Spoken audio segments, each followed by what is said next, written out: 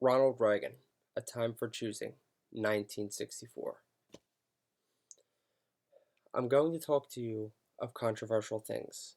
I make no apology for this.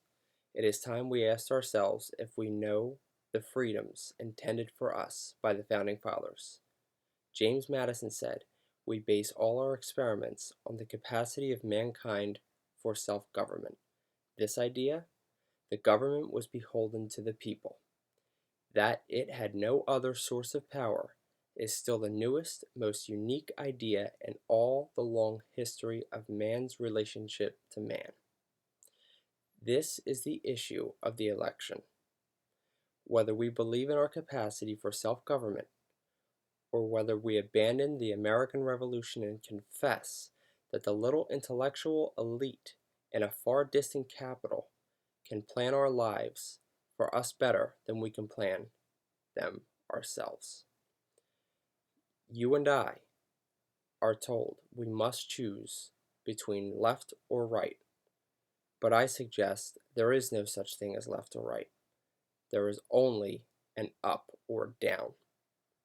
Up to man's age-old dream, the maximum of individual freedom, consistent with older order, or down to the ant heap of totalitarianism, regardless of their sincerity, their humanitarian motives.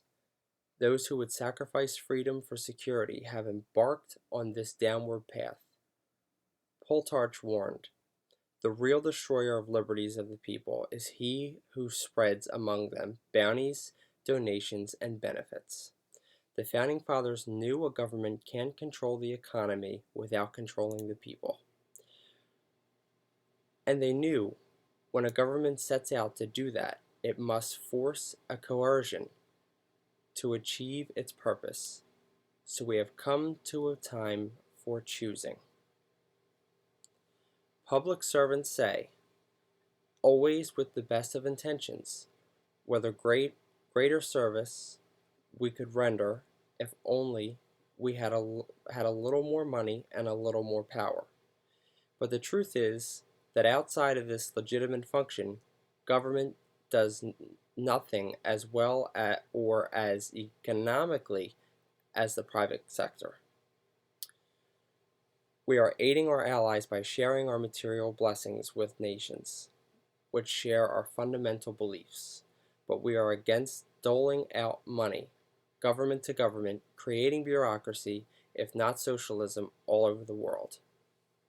We need true tax reform that will at least make a start toward restoring lives for our children, the American dream. The wealth is denied, and make sure that wealth is denied to no one. That each individual has the right to fly as high as his strength and ability will take him. But we cannot have such reform while our tax policy is engineered by people who view the tax as a means of achieving changes in our social structure. Have we the courage and the will to face up to immorality and discrimination of progressive tax and demand a return to traditional proportionate tax? Today, in our country, the tax collector share is 37 cents on every dollar earned. Freedom has never been so fragile, so close to slipping from our grasps. Are you willing to spend time studying the issues, making yourself aware, and then conveying that information to family and friends? Will you resist the temptation to get a government handout for your community? Realize that the doctor's fight against socialized medicine is your fight. We can't socialize the doctors without socializing the patients. Recognize that government invasion of public power is eventually an assault upon your own business. If some among you fear taking a stand because you are afraid of reprisals from customers, clients, or even government, recognize that you are just feeding the crocodile, hoping he'll eat you last. If all this seems like a great deal of trouble, think what's at stake. We are faced with the most evil enemy mankind has known. in his long climb from the swamp to the stars. You and I have a rendezvous with destiny. We will preserve for our children this, the last best hope of man on earth, or we will sentence them to take the first step into 1,000 years of darkness.